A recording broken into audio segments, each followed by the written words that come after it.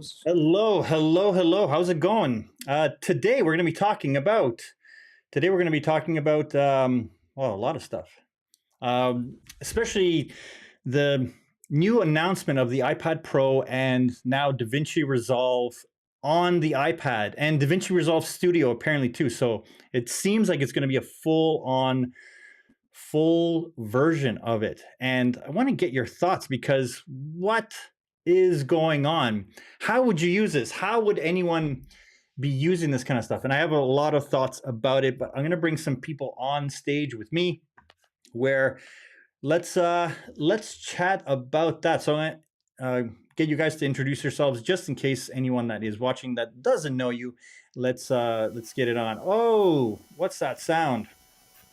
There is some interference happening. There is, but yeah, this is Brandon and Josh. Oh, yeah, I think that's coming from Josh's mic. Yeah. Anyways, so we'll get that sorted. Josh. Yeah, you're blowing it, Josh. Josh, yeah, let's see if you can get that sorted.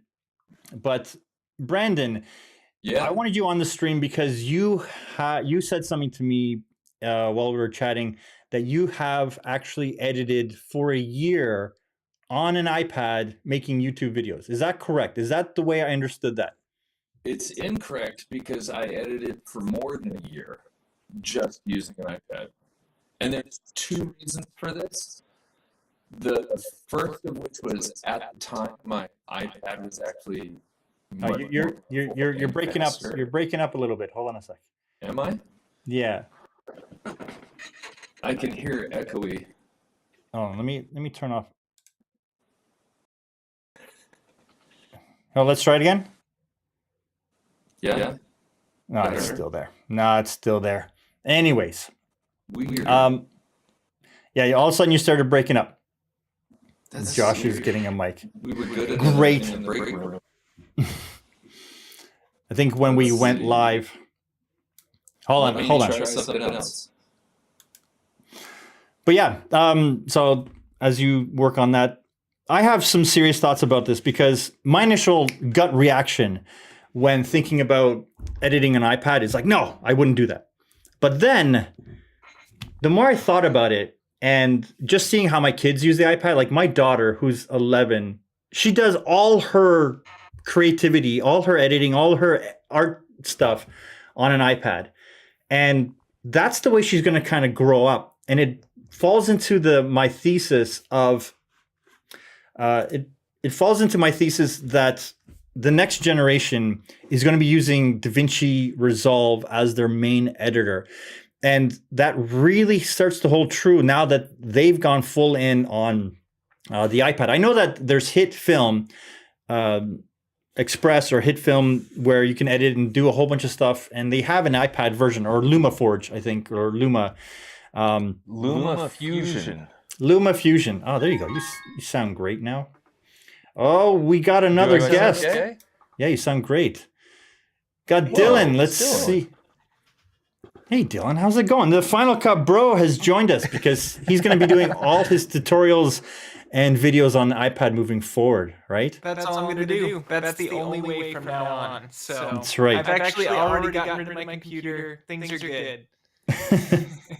Yeah, I was just saying that I don't see myself using it too often, but I do see myself having an iPad and not bringing a laptop with me and still being able to do that. I know the workflow will be completely different because can you edit off of an SSD or do you have to transfer everything to the iPad?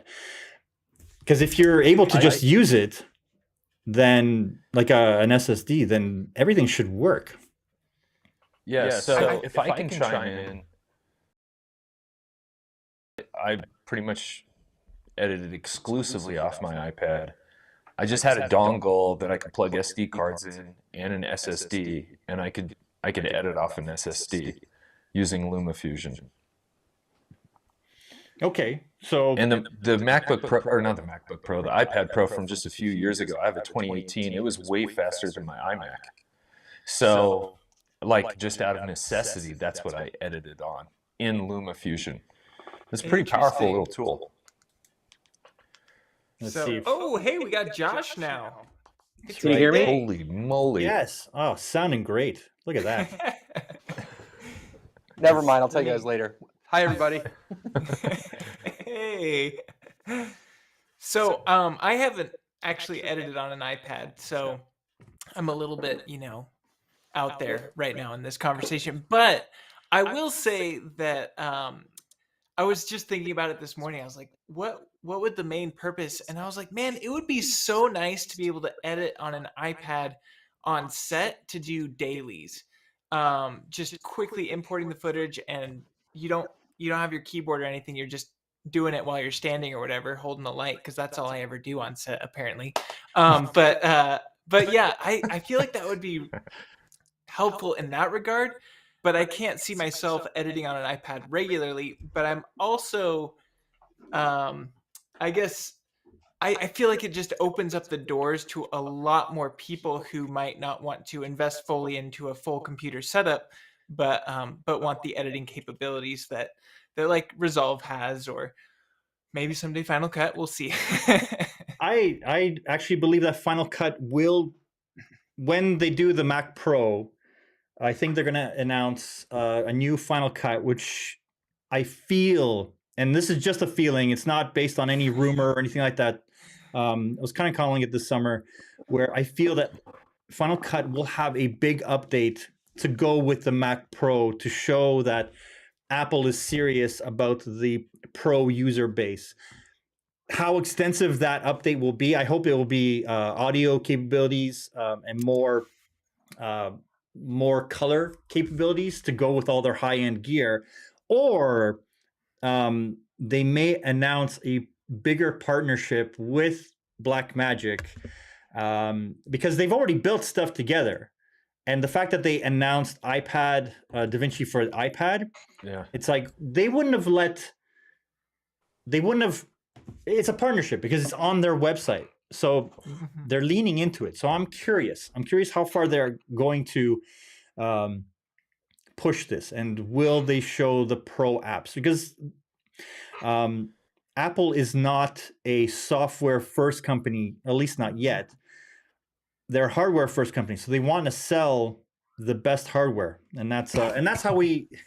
I joked on Twitter that Final Cut Pro is a subscription software, but it's a hardware subscription which renews every 3 or so years because you can't use it without Apple hardware. So are you actually paying more than you would if you're just buying the software exclusively? Anyways, that's my thoughts. So again, I do see a lot of people using, younger people using the iPad to edit exclusively because it's an entry-level device when kind of think about it, for about $1,000, and it's just as powerful, and you can do drawing on it. You can do so many more things than you could do on a MacBook Air. Yeah, and it's just like, do you, like, besides Brandon, I know that you already do editing on the iPad. How's your experience? And what you're using LumaFusion? You said talking to me, Raf? Yes, Brandon. Yeah. So I used to use LumaFusion. It's actually this bit of software right here. And so you can like scrub through footage just fine. The cool thing about it is like you get your tap controls, but it's not letting me know that I'm on a Ada Mini. But like cutting and deleting things is rather easy. And it was super fast at the time. It was way more powerful than my iMac at the time. So that's what I edited everything off of. And some of those touch controls were just way more intuitive than like keystrokes or mouse clicks. And I found myself quite a bit faster using it. Mm-hmm.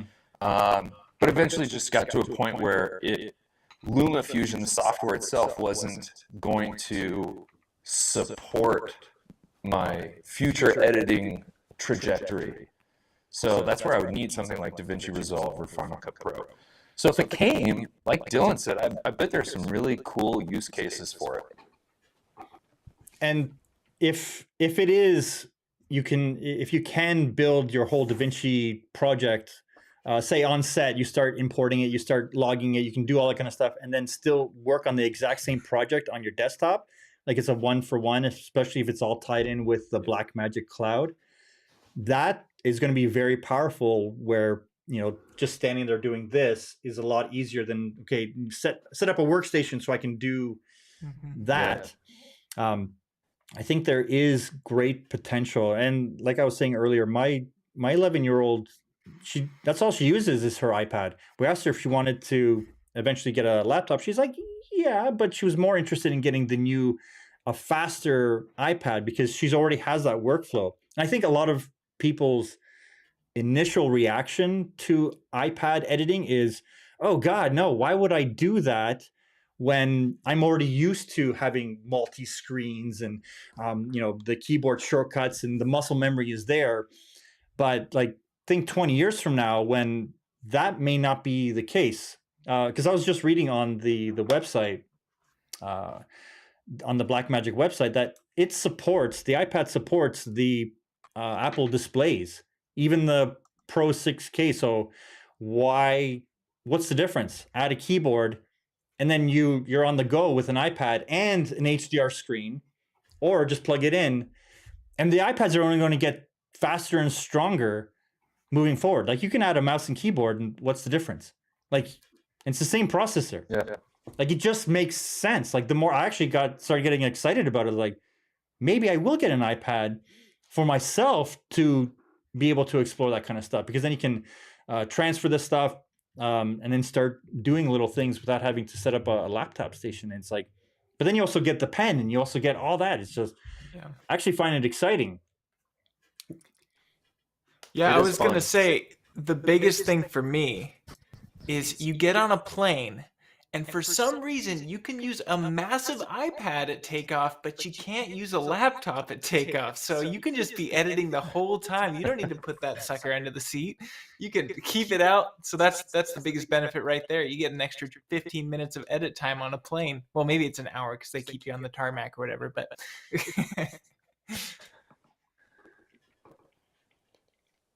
I guess I'll chime in. Yeah, please. I couldn't imagine editing on an iPad, but I think to your point, Raphael, is that like it's forward thinking. It's like the younger generation. I mean, I see my kids. I got 12-year-old boys, and they're like constantly on tablets. Like they don't care about a computer at this point. So, the fact that like if Davinci is going to like put that out there and make it available for people to use in a different way, like what do you think they're going to use first? What do you think they're going to stick with long term? Makes a ton of sense to me. Like, for instance, I don't know if you guys can see this. I'm sharing everything. I don't want to share everything. Hold on a sec. Choose application. Yes. Give me a... Oops. Sorry. It's... So, publish. So, just want to show... Oh, I got to close that. No problem. Fine. Come here. So, this looks ridiculous to me. This feels like, man, like editing on a laptop screen, it was already annoying. So now we go to, you have to lug a separate keyboard and mouse. But if it, like, just trying to tap these controls with your finger, like, that's what I'm curious about. Like, how is that going to be? Like, some of these are so fine that even with a mouse, like, I'm like, oh, I missed it. Now with my, chubby fingers, it's like, how's that going to be? So is it going to be intuitive? Is it going to, like, are the triggered areas going to be sensitive enough to know that, like, I'm trying to touch there? Or is there going to be, like, pinch to zoom features? How is that going to be? But when... Is it the same, like, program, or is it like a mobile version of it? I think it's the same program. They just ported it. Like, are you going to have to use the pen to do this kind of stuff, or can you use your finger? Like, those are things that, yes. Do you know, is it going to be the entire thing? I watched Michael Tobin kind of break it down, because that's all he uses is Davinci Resolve, and it looked like it only had like 2 of the 7 pages. You know how it has like Fairlight and the cut page and all those pages? It only had 2. Yeah. Yeah, cut and color, from what I've heard. Cut and color. Well, that makes sense because that's all you'd need for, well, at least for the first version until people start chiming in and saying, "Hey, give me more." But like doing audio on this, I could see being fairly useful. But it makes sense. The HDR display, like it's a beautiful display. So if you want accurate colors and you don't have the Pro XDR, this is a better way to do that. To do your final tweaks in HDR, especially on the go. But then the iPad has the weird True Sense thing, and it adapts the color based on your environment. So I don't know if that would just be an instant, shut that off. You can turn it off. I will say from like using LumaFusion, some of the stuff using your hands is like pretty intuitive, but sometimes if you have to be really meticulous, it can be kind of aggravating, like trying to do pinch to zoom or like hold your finger down so that you can select multiple clips to delete. That can be a pain. Yeah, that's the part that I'm going to want to really explore and see how it goes. And like I said, I do feel that Final Cut will come to the iPad. It only makes sense, and I think that Apple worked with Davinci to see the response, because then it's not like it's on them to try to figure it out, where they let other people work with it and see if it breaks, see if people like it, see if people download it, because they're going to get all that analytics. Yeah. But like, what if they bring motion, Dylan? What if they bring motion? I'm all in. You're all in? Would you? I could see that being helpful. I love just playing around with motion. I mean, motion's kind of meant to be broken in a way. And so the way I've been learning motion is literally just sitting down for 8 hours in a day and just trying to break everything that I can to make it work better for Final Cut. And there's just, a lot of amazing content out there that people have shown me, and it's helped me learn that process. But I feel like that would be helpful in a way to be able to do motion graphics on the go like that. But I could see it being very difficult to try and create templates and plugins from motion on the go.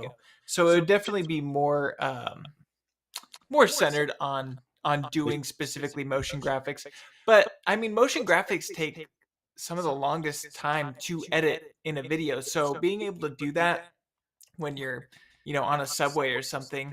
I act like I have a subway here. I live in a tiny town. We don't have a subway, but if you were on a subway or something and you could be working on your motion graphics, I feel like that would be advantageous for sure. It would be more difficult though, not having the finite control, and a lot of motion graphics is having symmetry and stuff, getting exact pixel counts and stuff of where you want something on the screen.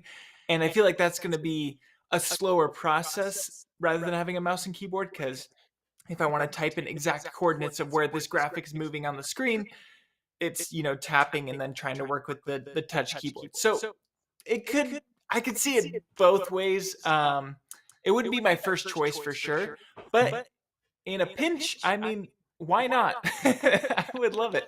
And I've actually seen, like, just to talk about the comment of tapping on the keyboard, I've seen some people, definitely younger people, that are able to hold, and they're typing so fast, and I'm looking like, how do you type so fast on an iPad? And they're like, oh, just been doing it for so long. Like, on a keyboard, no problem. I can type, but they've never learned the keyboard the way we learned it, where, like they're going like this and they're able to do it. And some are just using their thumbs and they're able to type really fast. Like, talking about the subway, my commute when I was going to university, my commute was 2 hours each way. And if iPads existed to be able to do this kind of stuff, like that, like I could see myself creating more content, and now it's like starting to make sense how like I've seen people edit full on videos on their phones just on the bus or as they're traveling. So the iPad just gives them more versatility, and now they have more powerful tools to create even better content. I made the joke the other day where before the running joke was like, oh, my nephew's friend from high school can do this video, and that used to be a joke because nobody's nephew could do it, but now the kids are like literally able to produce such amazing things on their phones that like I would be like, oh shit, like yeah, you probably can find someone, and all they have is time. Yeah, that's true. So like, do I want to work more in more opportunities? No, like we're already, I feel like we're established. Like we have our dedicated editing areas. We can get into a groove, and we can definitely work. But for someone that's only done all their creativity like this, like that, like an iPad is just like, oh, I just get more screen space to do the thing that I'm already good at. I think that like we're going to see even more people adopt this, and we're definitely going to have to try it, not limit ourselves to the technology, because editing is a skill. It's not a hardware. It's not tied to hardware. So whatever you can use to create something, that's the way it's going to be. And I think more people will just lean towards this because of its accessibility and the price point. Because eventually this will come to lower end iPads. Like the iPads are just going to get so much stronger that the iPad Pro is going to be like a MacBook Pro level, like the M1 Maxes and the Ultras, and then the Mac or the iPad Mini is just going to be the M2, M3s, and there you go. Like we're like a year or two away from that. So this is just the first iteration of where this is going. So just saying like, no, I'll never do it. It's like, well, maybe. The iPad, I have the 2018 iPad Pro, and it was like the first thing that could edit R5 footage before like anything else, which was frustrating. But if Final Cut Pro came to the iPad, it would absolutely be my like ultimate on-the-go quick editor. It might not be the thing that I do an entire edit on, but like quick clips, just get like the first rough cut out of the way. Hell yeah. And I think I it just will makes- say, Go you ahead. go, Josh. You're not getting enough screen time, man. No, I'm cool. You guys know way more about the stuff than I do. I'm like just listening. But I just feel like it just makes it so much more accessible for people. Like, we were saying with younger folks and stuff, and I'm aging myself, as Raphael already did, talking about learning how to type on a keyboard and all that stuff. So he started the discussion there. But anyways, yeah, it just makes it more accessible. I think with all these creative tools, we're talking cameras, computer technology, editing, cloud-based stuff, like phones, like there's like anyone who wants to start creating can start with their phone, and this might be the next step. And I think that's just super cool. I'm just like, why did we not see Final Cut? Like, what does that mean, guys? Like, why are we seeing Davinci before Final Cut on an Apple product? Like, this is what I know. I started this whole discussion with you guys before we, but like that's the biggest question mark. I think it's a no-brainer to put editing software on iPads, but I don't know. Dylan, you probably had something else you want to talk about. I'm sorry if I just changed the direction there. You just threw me off, man. This is awful. Sorry, dude. No, you're totally fine. The thing I was gonna mention is, if you look at Final Cut Pro from a design perspective, I feel like its minimalist design and stuff is just made for an iPad scenario. It's just real clean, simple. All your Pro tools are kind of hidden in menus. And if you know your keyboard shortcuts and stuff, it's totally fine. You get around super fast. But I feel like just the design of Final Cut Pro it would just look so good on an iPad. And it almost feels like if they thought ahead that far, maybe they were like, maybe we can throw this on iOS someday or iPad OS someday. That's just my opinion, obviously, but it's just such a clean looking interface that it makes sense. And I feel like it would be, well, I know nothing about, programming apps, but I feel like it would be just a real natural step. without having to adjust the UI a bunch or anything for Final Cut to come over to the iPad.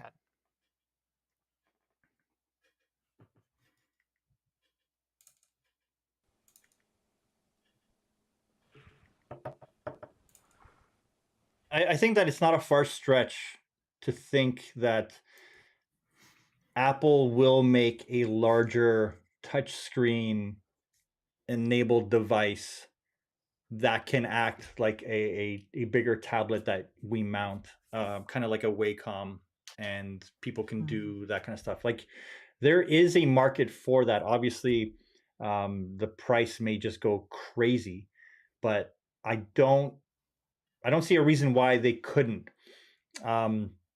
Like, is there a way to have the touch capabilities of the iPad onto the, like, while you're using your Mac? Like, is there a way to do that? Because every time I've connected the Mac or the iPad, the touch capabilities kind of get locked out. I'm trying to figure out the Echo, guys, on my back end, so give me a moment. I think I super happy? Matthew O'Brien might know more about the touchscreen. I feel like he uses an app that kind of turns it into a Stream Deck situation. I'm trying to think of the video where he shows that. I'll see if I can find it.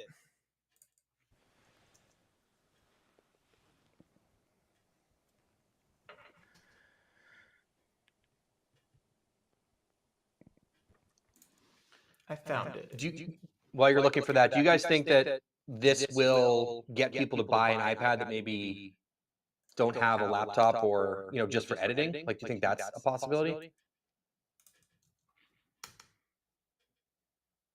Like, because like I edit on my desktop, right? Like, I have a huge monitor and everything, but like I don't edit on the go. I don't know, like maybe that'll make more people think about, like you're saying, like on set, or maybe smaller projects or social media stuff. Well, I mean, if you can take an iPad and hook up a keyboard and a mouse to it, and you're going to town, and then you got to like leave, you can just leave those behind and continue on doing what you're doing in the back of a Uber using your fingers. And the keyboards that are made for iPad are so freaking thin. It's like they're unobtrusive. Like, when you get to your place, fold it back out, grab your little magic mouse, go back to town. So for me, there are very many circumstances where I found editing on an iPad, although the screen isn't as big, very nice. And what software were you using, Brandon? I'll pull it up one more time. It's called LumaFusion. Oh, you already talked So about that. this Sorry, I is- was trying to deal with everything else. No, it's okay. This is kind of what it looked like. But you had like 3-4 channel audio. You can do ducking. You could do pretty much anything on this. And at the time, it was the only software that could play like my R5 footage. Like, my computer wasn't powerful enough to like decode whatever that was. Like, I could play the 8K RAW on my iPad, but my iMac couldn't. That's So- crazy. I haven't figured out a way to put red footage on here yet, but I'm sure there is. So the biggest hangup with this thing, though, was like, you have one USB-C port, and so you're working with dongles and all that nonsense. For me, that was the bottleneck. It wasn't LumaFusion's ability until I got good enough at editing that I needed something like a Final Cut Pro or a Davinci Resolve. That's exactly one of the questions I had was, like, are we going back to dongle life? Because that, like, unless next year the iPad Pro comes with 2 USB or 4 USB, like, why not? Like, where else can it evolve to than except being able to accept Yeah. more stuff into it? Or it comes with a 4 terabyte SSD. Like, that's the evolution that's going to. I don't know if it has 4 terabytes. I Can't you think. get a Pro with 4 terabyte? Maybe it's just 2. Oh, I don't know. It's I But don't let's pay be too honest, much like, attention why to the that hell kind of does stuff. it not have more than one USB-C port? Well, the iPhone still doesn't even have a USB-C port, and that records in ProRes. There are a lot of things that are wrong in the Apple ecosystem. So it's just like do they set up a contract where they can only use the Lightning only get one. connector? Just one. Yeah, you only get one. Like it does come down to who's this for, and it has to be for not established editors. It has to be like for people that have their editing bays and all that kind of stuff. But like I know that everyone that has that first reaction is like, no, I don't want to use this. But then they'll be like, well, wait a second, hold on. Like, how would I use this? What could I use it for? And I think that there will be an uptick because it's free. So most people will be like, well, I'll try it. Right? Like if they already have the studio bundle, then they're like, well, why not try it? If they have the iPad Pro, I know it would be one of the first things I would download to it and be like, well, let's try it because I already use this and I love the program, like just as much as I love Final Cut. So is it tempting? Is it interesting? Like, would I want to be able to edit the HDR footage? And I don't know how many people are actually working with HDR footage at this point. It's nice, but like the workflow is much harder and you can't just export an HDR video into SD and it just looks good. No, like the workflow is going to be different. And like not only with the HDR, but just like how you play with it. Like I know if I had to work with a pen and like, have to start being like, it's like my like that's, like it's different. We're not used to, and that's why as grumpy old geezers, I guess, that we're like, wow, why wouldn't use it? Don't let me into that crowd. I'm only 26, man. I don't know what you're talking about. Yeah. Dylan is the oldest looking 26-year-old I've ever seen. You're already beyond the target audience that this is, I think, meant for. Like, if Final Cut came out and they announced it instead of Blackmagic, would we be downloading it and be like, yeah, let's use it? Or would we be like, no? Like, I know a lot of people are asking for it, but like, how many people would actually use it? Like, that's the biggest question that I have. Like, how many people that we know would actually use it? Or is it literally aimed for the next 10 years? Like, because this is forward thinking. Many of us would know that demographic because even though it's a joke, it's real. Like our age group, this little age group, we don't hang out with the 18-year-old creator, and that is starting to explode. Dylan's laughing. And so definitely they're going to be like, he's like, I want the my best iPad. friends. It's a massive phone. My best friends. Anyway. Yeah, I just don't see a bunch of like 40-year-olds rocking iPads to edit on. They're in their lazy boy NAB recliner next year. Matthew NAB O'Brien's next year, you bay. watch. Everyone is going to be filming directly to the iPad because someone's going to find a way to do that, and they're editing the live footage. And so that brings me to a point. I really think that cloud storage is going to be the future. I don't think that we're going to need like 4 terabyte drives in the iPad because at some point we're going to have internet everywhere. I mean, Starlink's a thing. We've got cell towers everywhere. We're just going to have internet everywhere. And I think that that's going to get faster. That's just how technology goes. So I really think that people will be editing 8K raw red footage off the cloud in real time. well, off they'll their be iPad. editing proxies. They just ported it over to Frame.io. Like you can Frame.io. shoot in red or like on your Raptor, and it goes right to Frame.io. So Yeah, but I those are totally proxies. agree. Those are proxies. They don't send the raw footage. They don't. Yeah, like, But am I his wrong? point though, it's like eventually it's going to get to that point, and I think okay, so. Like, I don't think here's how internal fast storage the is gonna be that internet- big of a thing. Here's how I think how fast the internet needs to be. So if it's a mobile device, I work in large scale, large format video editing and video production. And and having to upload 100 gigs of footage, say, and this is just like, it's not red footage per se, but like FX9, the C300s, C500s.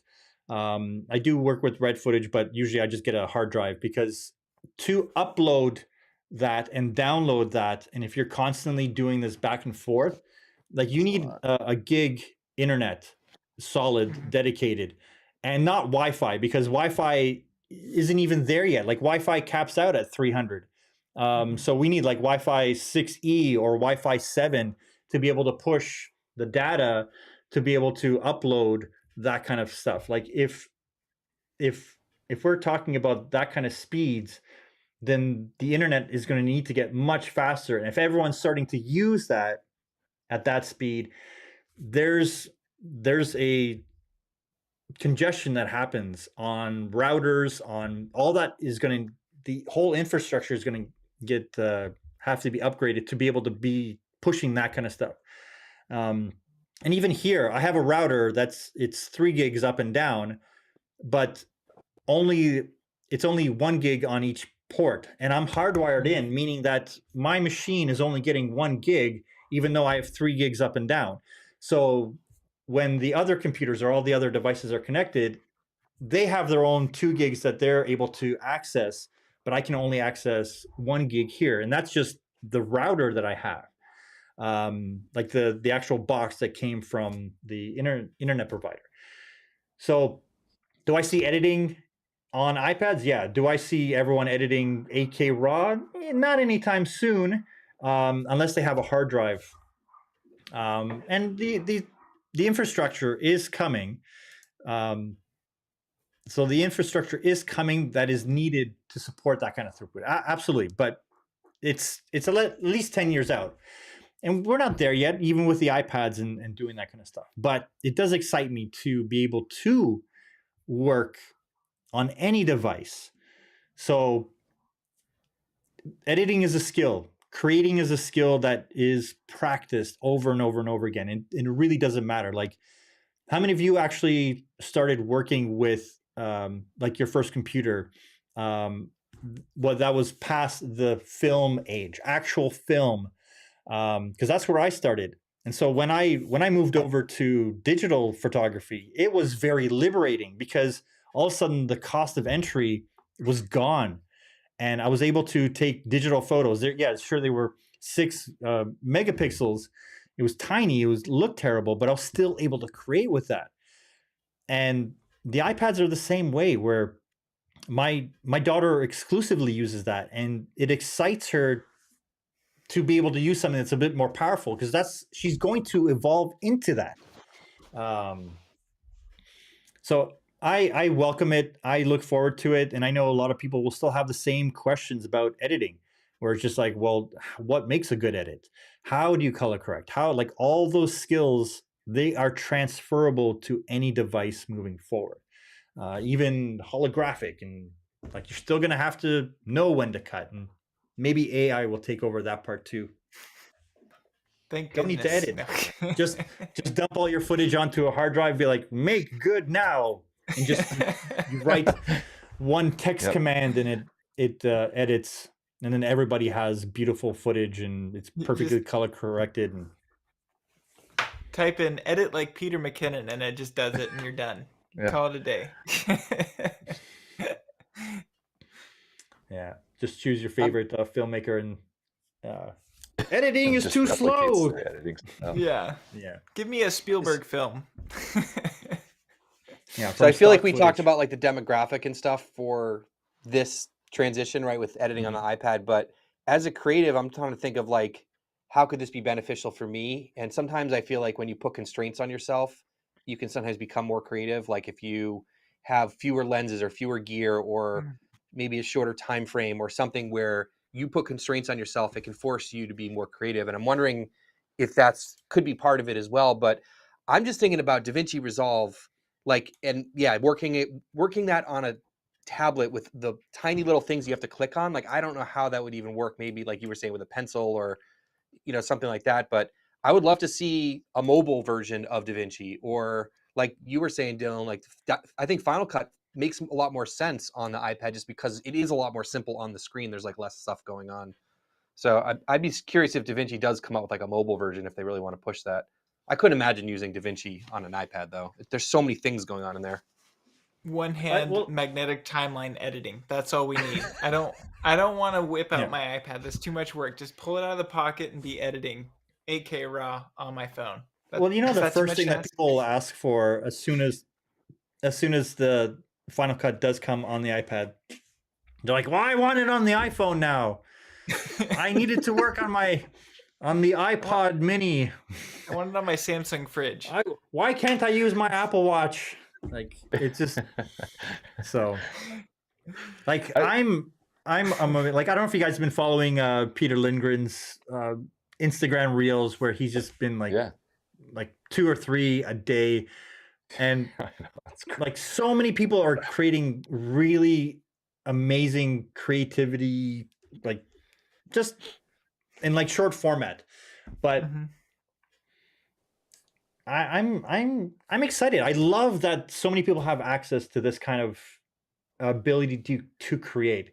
It was the same feeling I had when digital cameras came out, where everybody had access to create better photos, and there was this whole surge of people buying DSLRs and buying and taking better photos. I got excited about that, but now I feel like we're going back to more iPhones, and not as many people are buying DSLRs as they used to. I've got a interesting situation where I'm now looking for an editor so I can get more stuff out. And knowing that a full-fledged editing suite could go onto an iPad is actually pretty interesting for me, because if I do upload this footage to Frame.io, but my editor might be gone and they're not at home with their massive desktop, they can still do enough to keep the flow going. I think that's pretty rad. Plus, they don't need to take sick days. They could be in a hospital bed editing your videos. It's great. Put an iPad in your hospital bed. What are you thinking? Well, once you find someone that you trust, once you find someone that you like working with, you don't, like, for me, I don't care when or how they do it, as long as they provide the thing when it's due. And you know, says the guy who I can see that you're shooting through your red frame. Is that coming through your iPad? Where's that? Brandon, I'm talking to you. Yeah, is that your I'm shooting on my Komodo. Is that what you're asking? I can see your frame, and it says the A046. Anyways. I don't know. I'm not good at this stuff. I just bought really expensive equipment. I'm not good at this cheat stuff. my way through it. You should use your iPad, dude. Yeah, it looked like a nostalgic, filter that people throw on the. It's one of those frames that looks like film, but I don't know what's going on. There. I like it. You happy? No. Oh, now your face is far away. Yeah.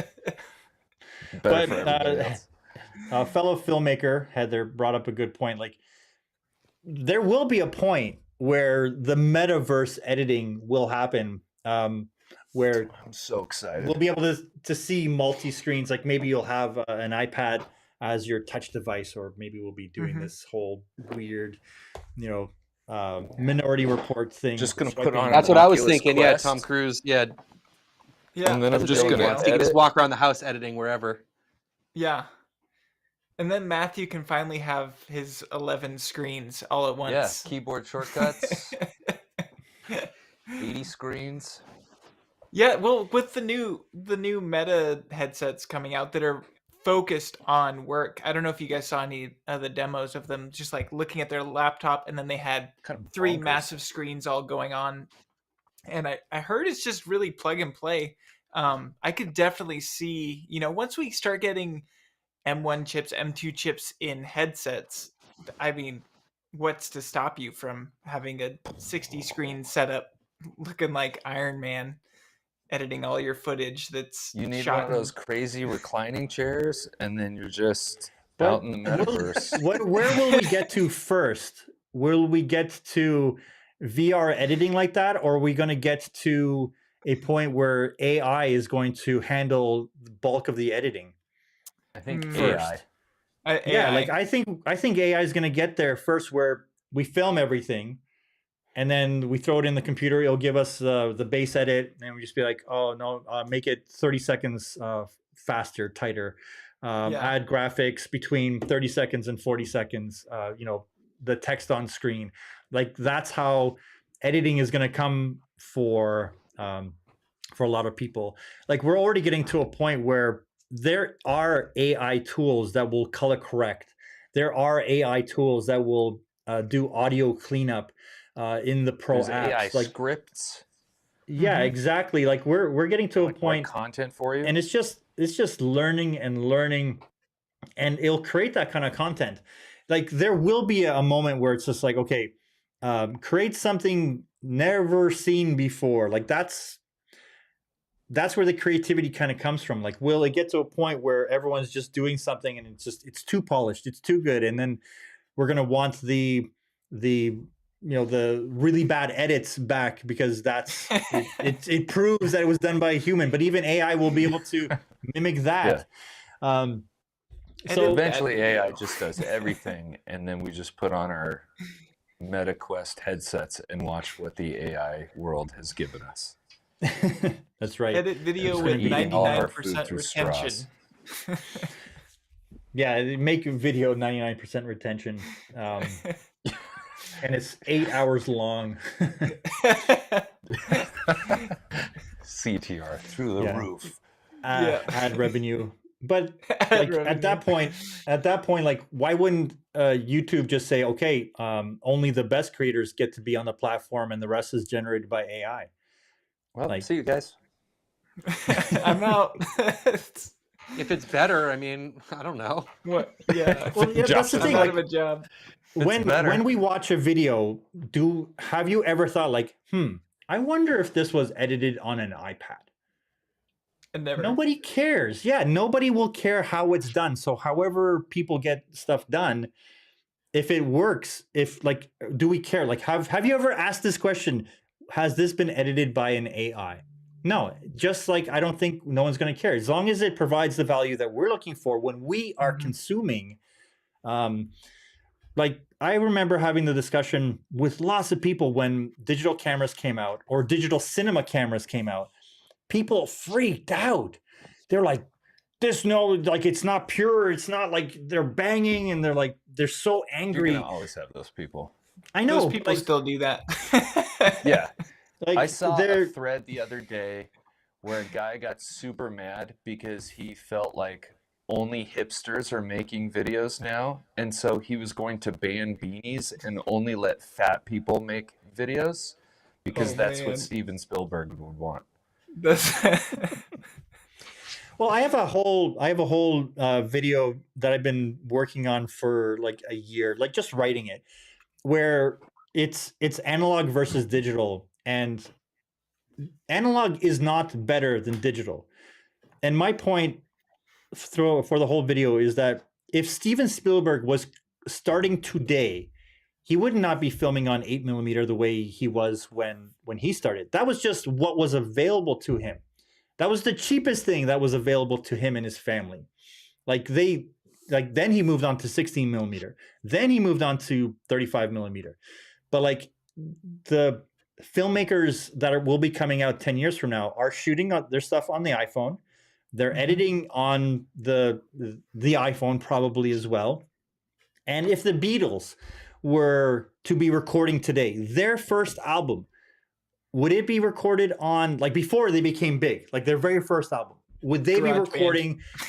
Yeah, they would record it on GarageBand or in someone's bedroom for the littlest money as possible. They wouldn't shoot or they wouldn't record on analog on Abbey Road.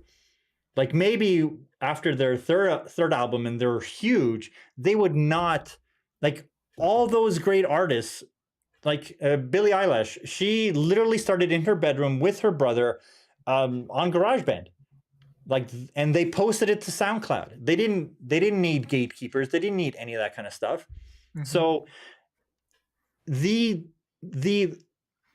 least entry to, like, the simplest entry to any medium is always what's going to be the thing that people start on in any given era. So no, analog is not better. Yes, there's a nostalgia to it, but film isn't better than digital at this point. I wouldn't say that. It has a look to it that digital tries to emulate, because there's a feeling that the current filmmakers are trying to capture from their youth, that they're trying to make, like, oh, I want to make films like that.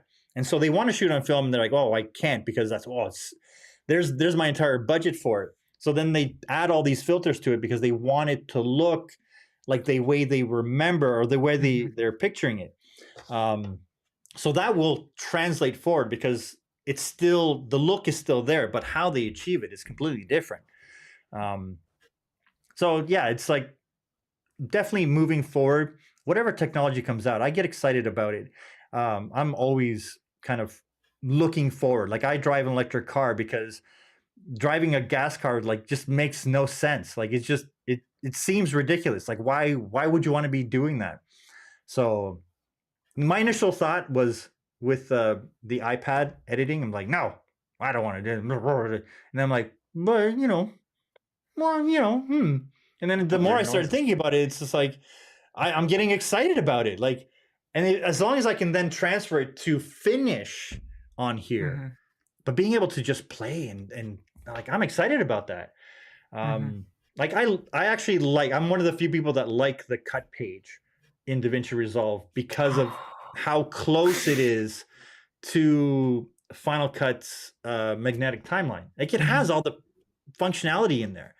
So I'm like, I like it frustrates me because it isn't the magnetic timeline. So I try to do stuff that is. But yeah, I love having the best of both worlds. And I think that's why I made the point where I would love it if Apple sold Final Cut to Blackmagic, and they just kind of mushed motion Final Cut into DaVinci and into Fusion, all the effects. Like, if it had all that stuff together, like, I would be like, oh, that would be my ideal editing suite. The cut page would be the magnetic timeline, but then Fusion would have all the motion stuff, the easy templates, and then you have the color grading and the audio that Davinci Resolve is great at. And yeah, there you go. There's your perfect editor. And the performance of Premiere. No performance of Premiere. Premiere will get better. Premiere will get. I think Adobe is finally starting to like, okay, we need to do something, because they're a software first company. Yeah. Unless they start moving to the corporate stuff where the digital signage and the contracts and. But that's a whole nother discussion. Next week on Raphael's channel. I want to do more videos like that on this channel where it's more my thoughts on like analog versus digital, or how I actually think that Final Cut is a subscription-based software. Just, we don't know it. Like, we're being duped into it. It's only $300. So we haven't paid more for it in the last decade. Oh yeah, how much computers have you bought from Apple? Many computers. So, and does that equal more than how much you would have spent with Adobe? Because there's nothing to buy from Adobe. There's no physical stuff. I'm only on my third computer since Final Cut came out, but I still think it might be more than Adobe. So I hold on to computers a long time. Okay, so that's every 4 years. You're still on a subscription. Every 4 years. Yeah. But you have to buy a new computer anyways, no matter what software you're using. Like yes, right. but you're buying it from Apple, which is, well, I would say it's more expensive, but anymore it's getting close. I don't know. If you want the power level, I think Apple's still a little bit. But think about it. Think about your progression. Your first computer was probably an entry level one. It was cheapish. $500. Yeah. Then the next one was maybe a little bit more expensive. Yeah. And I'm pretty sure by the time you get to 30, you're gonna have a Mac Pro, because that's all you're gonna be doing. So all of a sudden your exponential spending with a company because you're using their software free since you bought it. Like, do you see how they still get your money? So it's not Yeah. that like they don't need to put it on a subscription because it's tied to their hardware, Yeah. and that's But if you're editing in Resolve, you'd be doing the same thing, right? yes, but Blackmagic has their cameras that people do the same thing with, and then the editing hardware, where like the editing box, the inputs and outputs, like there are like people spend hundreds of thousands of dollars buying a production studio from Blackmagic, and then they use their software, free software again, but it's not free. So if you want to use B-raw, if you want to do that, but if they give it away, it's so smart. Like It's it's a smart way to tie people into that, because it feels like a good faith thing from the company, where Adobe just like, well, we've raised our prices again. Like there's no, what can they do that feels good faith, right? We're gonna give you free hardware, right? Yeah. So Jason's saying that he can't see using an iPad for that type of task. Which type? Or just editing photos? No, I think more people will start using the iPad as their main editor. The people that have been using the iPhones will go to the iPad Pro, and then people that have been using iMovie may go to the iPad Pro to use that instead of upgrading to the full version, because then they can learn it quicker. And I'm stuck on myself. So, will you guys edit on an iPad if you had an iPad? Would you try it at least? I know I would. Check that box. You've already, that's right.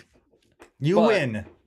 If Final Cut Pro, the thing is, I haven't used it to edit since I got Final Cut Pro. But if Final Cut Pro came to the iPad, yeah, I'd probably pick it back up just for shits and giggles. Now, will it overheat if you're trying to edit 4K constantly? No. Man. Like I used to edit 4K footage all the time on this thing, and it didn't do anything. And how about everyone in the audience? Make sure you vote. Yeah, all 20 of you. That's right. Well, there's 48 votes, and 73% say they would out of the 48 votes. That's pretty strong. That's a strong consensus from. They're not a bunch of 19-year-olds either. I've never owned an iPad, so I don't know. I think I'd have trouble answering that question. I've never felt the need for one in my life. Like I have a desktop and a laptop. I'm like, I mean, the laptops are also so tiny. Like I'm using a 13-inch MacBook Air for this right now, and like I have edited video on this. Like, I mean, is that? I don't know. But can you edit while you're standing up on a MacBook Air? That's where your Samsung Smart Fridge comes in. You know, on an iPad while you're on Dylan's imaginary subway. I don't know. Like, I don't know. Yeah, I have never been in that. I'm not in that situation very often, but for me, like the laptops are so tiny now. Like that just seems like it's easier for me. But again, I also use back my to iPad demographic. as a monitor, so it serves many purposes. I do all of my thumbnails on the iPad, and I could see that. So let's say you've got Resolve on both your MacBook and your iPad. It would be so cool if they were connected, and when you got stuff on your iPad screen, the power of your iPad's being used. When you got it on your laptop, the power of your laptop's being used. So you get the power of both, but you could be working on the same project. I think that would be cool.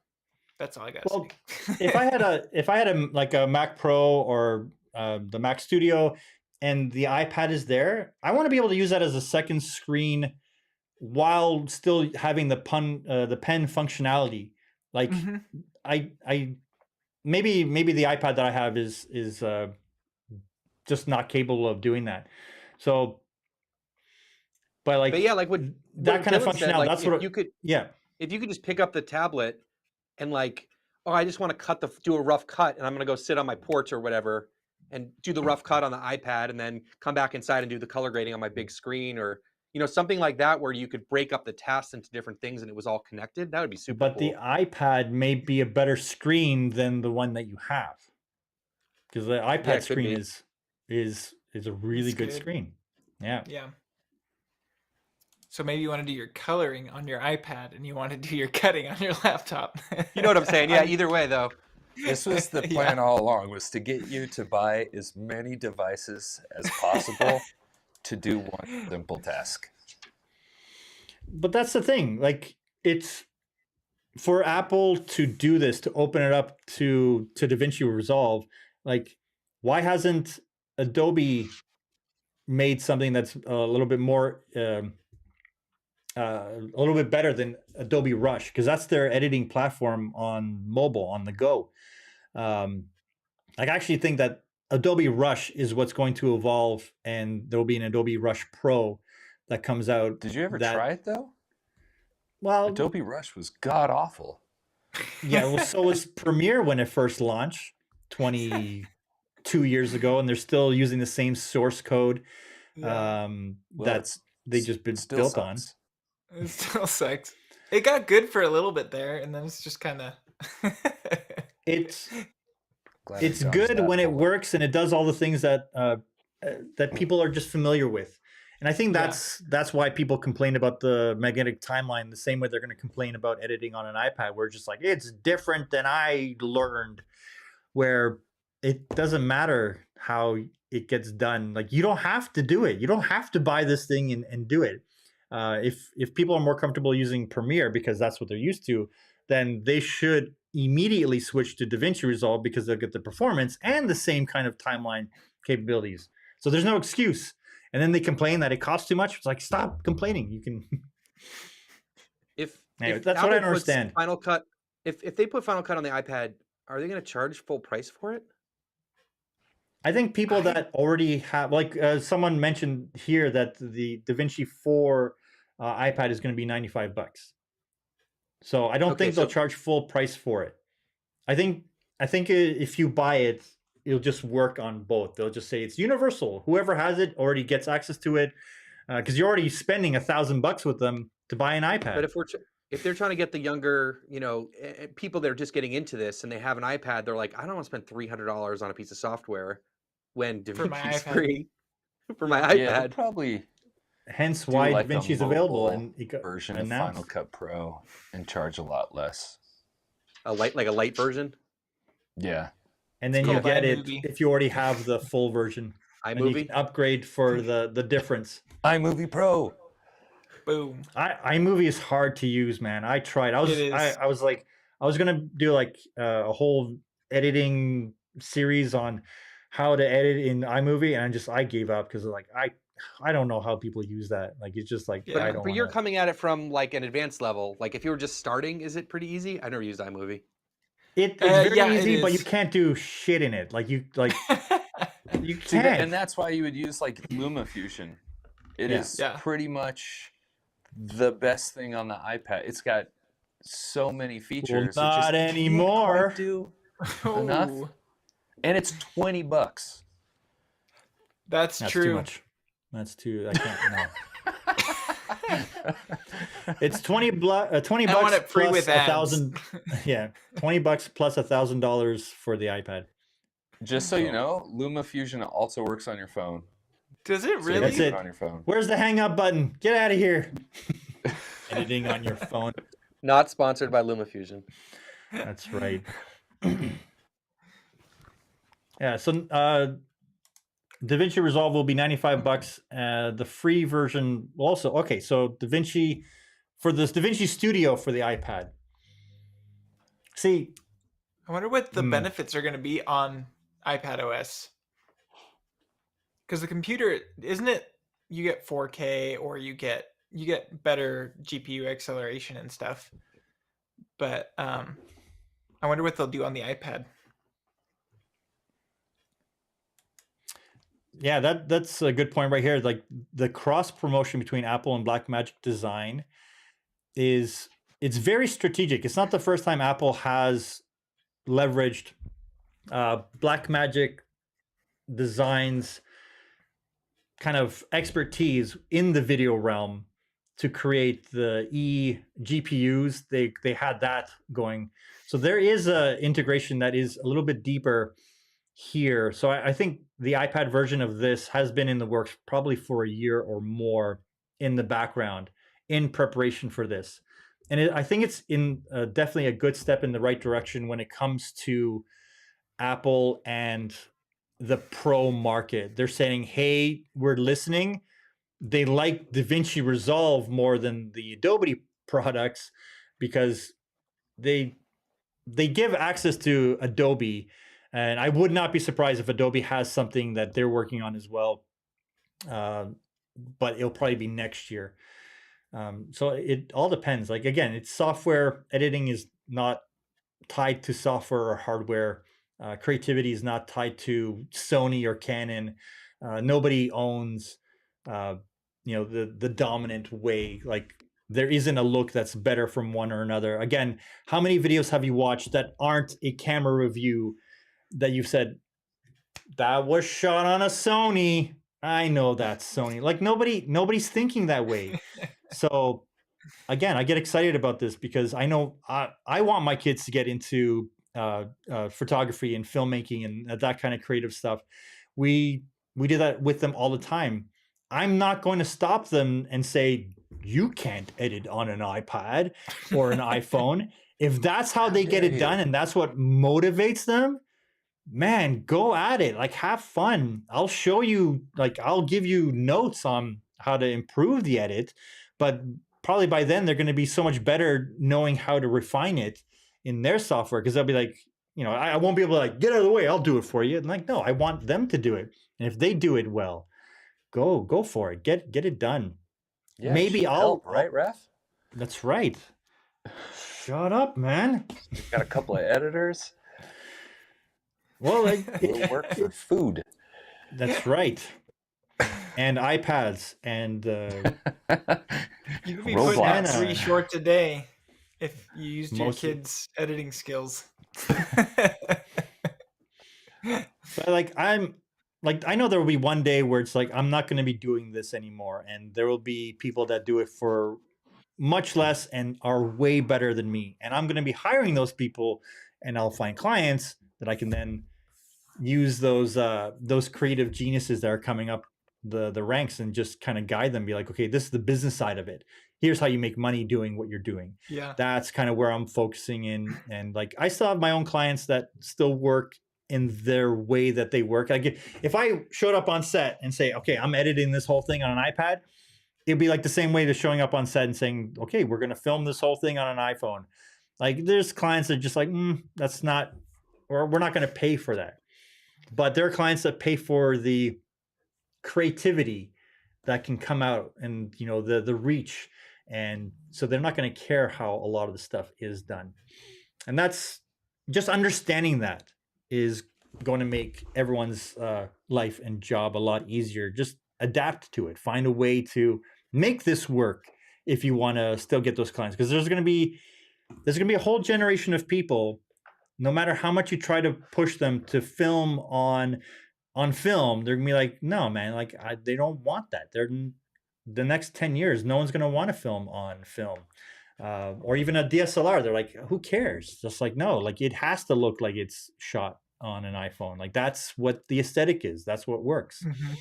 But then it may switch the other way. So just kind of ebb and flow with where the style is, where the trend is at that moment, and try to adapt and create your own version of it.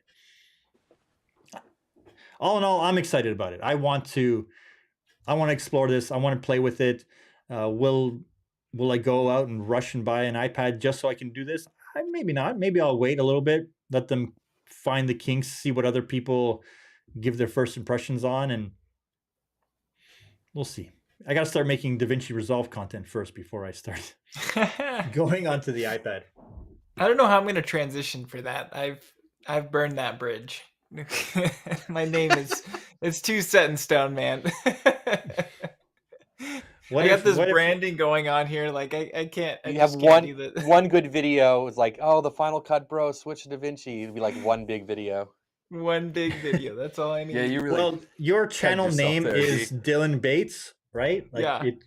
so it's Dylan Bates Final Cut Bro. You can change that at any point. Just get rid of that and just Yeah. start making that content. Boom. Dylan X Final Bates, Cut, bro. bro. I'm gonna get no views. That's so far out of the niche. Okay, I'm in then of just then Final start Cut. now. Start adding the tag in Davinci Resolve, Davinci for iPad into your videos. That way, it starts attracting those people.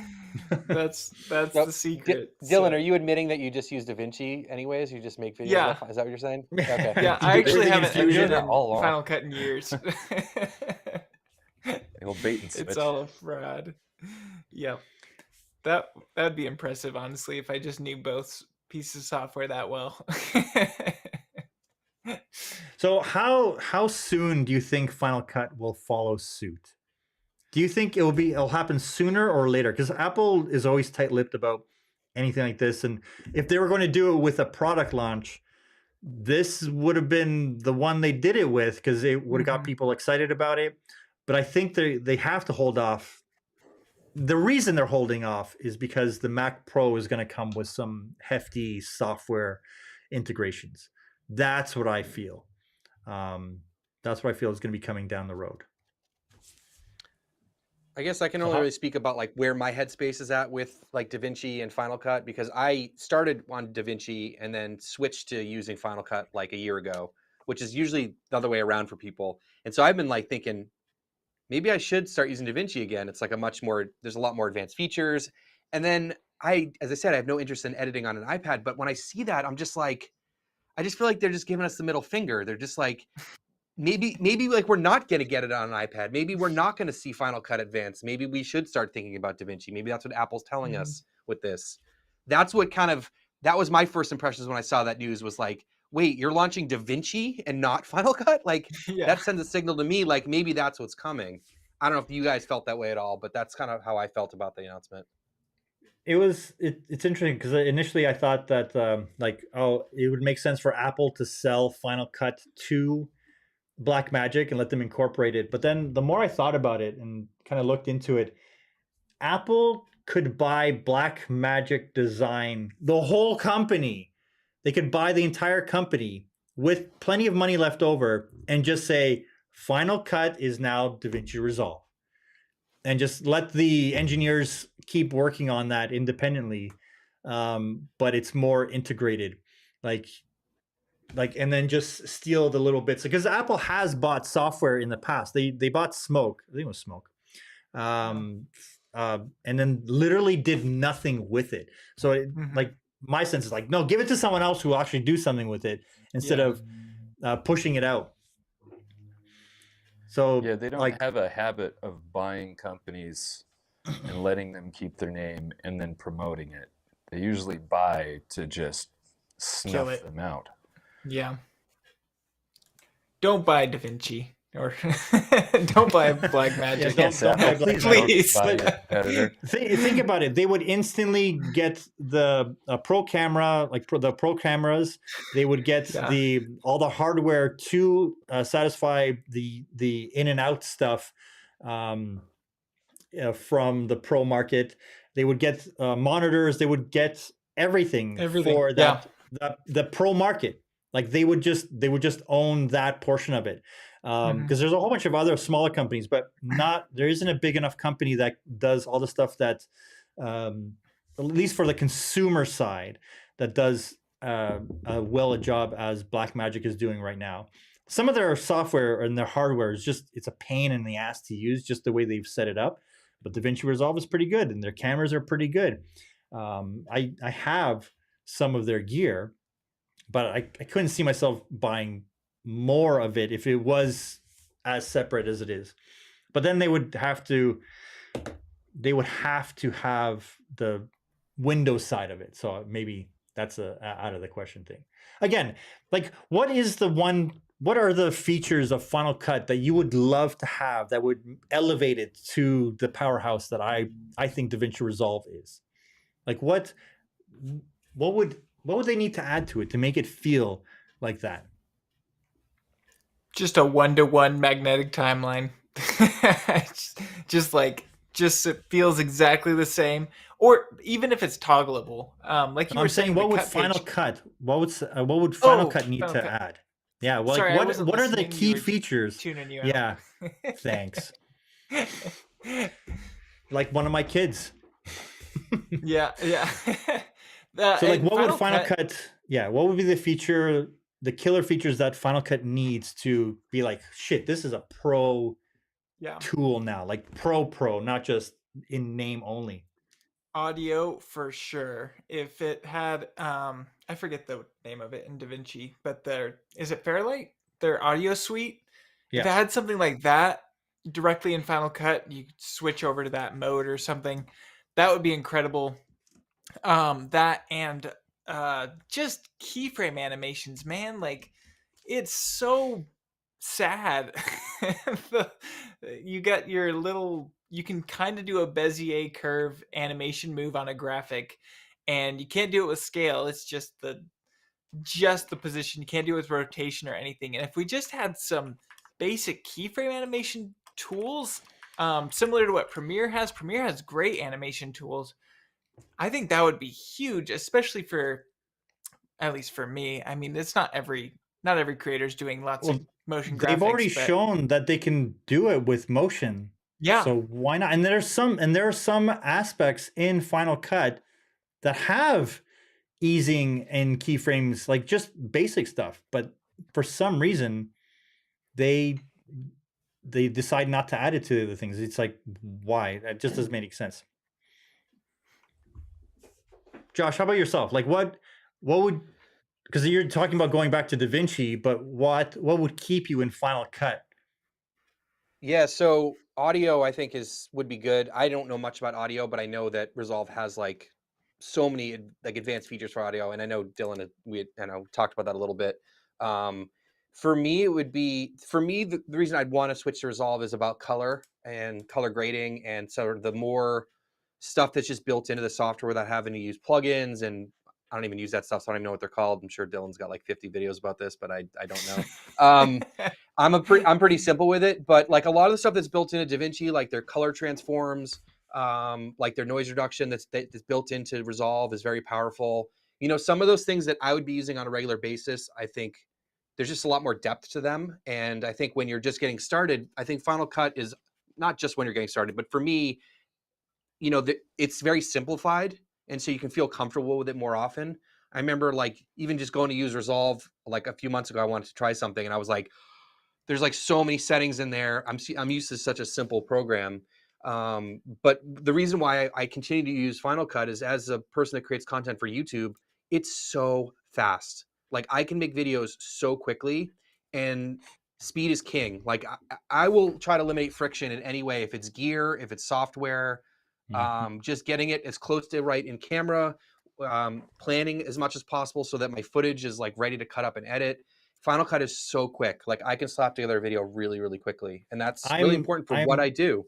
Yep. I'm in the same boat where I will open up Final Cut to do a rough edit, and then I'll export the XML, bring it into either Premiere or into DaVinci Resolve to then finesse but like just to get that first edit out, it is so quick. Like just the magnetic timeline. That's why I like the cut page, because you can do like literally drag like, and then everything just moves, and you it's such a speed machine when it comes to that kind of stuff. And I don't even need crazy input devices. Like my hand on my keyboard is on four keys and the space bar, and then my I've set up the Logic MX Master to have all these do cuts and edits and all and like I'm able to not move my hands and get an edit done super fast.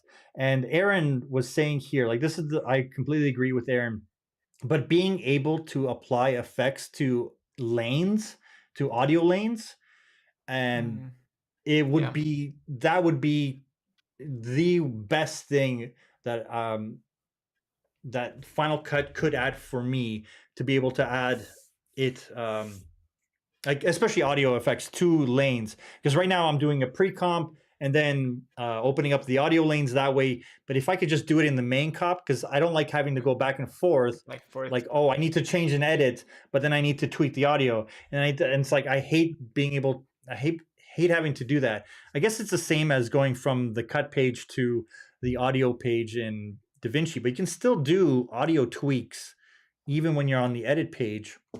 Mhm. Maybe not as much, but yeah, that's definitely a big thing. I put in that feature request to have effects onto the audio lanes, better audio tools overall, and keyframes. Like if they had better audio tools and just keyframes, those two things would be more than enough to keep me in Final Cut.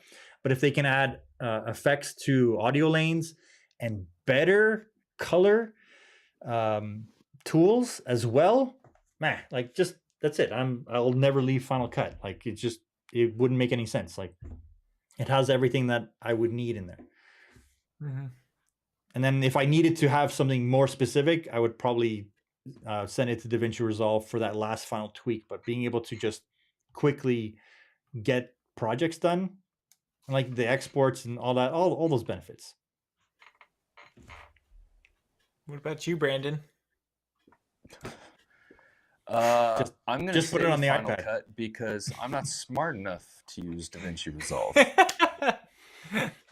So I thought Brandon was saying there's add it something to the I think iPad that and I I'd be gotta all get set. to. That's what makes you before smarter than DaVinci all of Resolve us. welcomes me into its color pipeline magic. So So what would I'm you just sticking add? with Final Cut until my skills get good enough that I can actually migrate over to DaVinci Is there Resolve. The anything only you'd thing that want interests to me add about to it is Final the Cut? color. Is there anything you'd want to add to Final Cut? Yeah, I think for me, what are they called? See, I don't even know the names of things. It's like, yeah, just stick to your iPad and your LumaFusion, you moron. Just get out of here. Keyframing is like pretty pedantic on Final Cut. Yeah. Yeah. Like It's a little there's some depressing. things. Yeah, there's some things in Final Cut, like if it just had better keyframes and being able to ease in and ease out, Mm-hmm. like just simple ease in, ease out, then you can do camera moves that don't feel like it. Like Yeah. just Yeah. like, What is it'll have happening? this nice smooth move, and then it'll be like, It's like it's like going off axis. Does- That's weird. Does DaVinci Resolve have kind of like the autosave feature that Final Cut does? yes, Yes. it has Oh, okay. continuous save, I was- but you have to 'Cause turn it on. There's a lot of things about Final Cut I really like as an idiot because I'll just like click off the program, you know? Yeah. I'm like, if I was in Premiere, it's like, oh, do I have to redo my last 2 weeks now? Oh, If it geez. crashes, All that you're for not just worried. exiting, huh? Yeah, you haven't saved in 2 weeks. My biggest gripe with Never. Premiere is that when it saves, it doesn't do a background save. It literally stops you. So if you have it saving every 10 minutes or 5 minutes because you're paranoid about it crashing, it literally stops your flow. Like After Effects does the same thing. Premiere, it's just like, hold on, we're auto saving because that's what you wanted, you idiot. And it's like, like It's and- like in a video game where you got to the save station and you had to like click the thing and the drop down menu came and you're like, God damn it. yeah, it's Final Cut. I've gotten, soft because of Final Cut's autosave, where I'll open up Premiere and it's a new version, so like it updated, but I forgot to set the preference to have it autosave, and I'm like, yeah, like 3 hours of work just gone. I'm just like, man, that sucks. So then I'll just open up Final Cut and start over and be able to get to the same place in like 20 minutes. So I'm like, why did I even bother? So yeah, all my base edits, all that kind of stuff, all starts in Final Cut, and then I move to client requested application, because it just doesn't make sense to start like organizing and whatnot.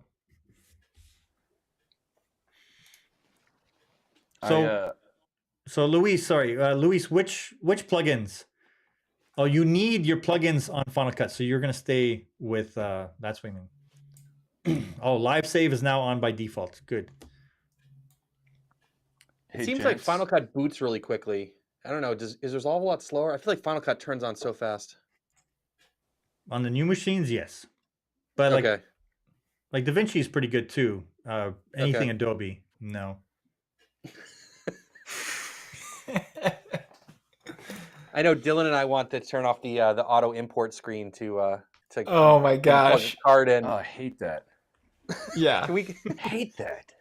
It's a simple feature, but it's not there. Alright. I have been liking Command Post kind of taking over on that. It's not perfect, but it's a step in the right direction. It saved me a click, so that's worth it. I just had to do 10 clicks to get it installed, but it was worth it in the end. So I just want to address this one question.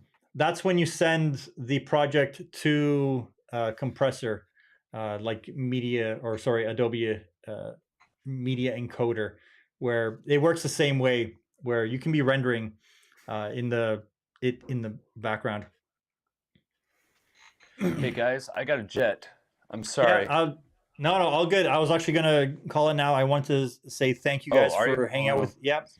I wanted to say thank you guys for hanging out, chatting about Final Cut and Davinci Resolve on the iPad Pro and the future of editing.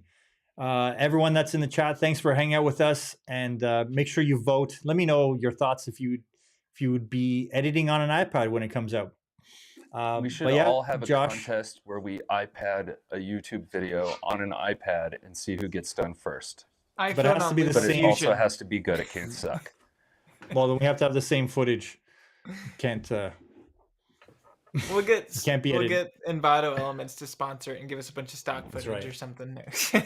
And we need All right, Apple guys, to send us all Josh. iPads, right? That's right. Yeah, I'll work on that. All Josh, right, thank you. Dylan, Brandon, have an amazing rest of your day. Everyone in the chat, have a great Friday and a great weekend. I'll talk to you guys out, all Internet. soon. Bye for now. Peace.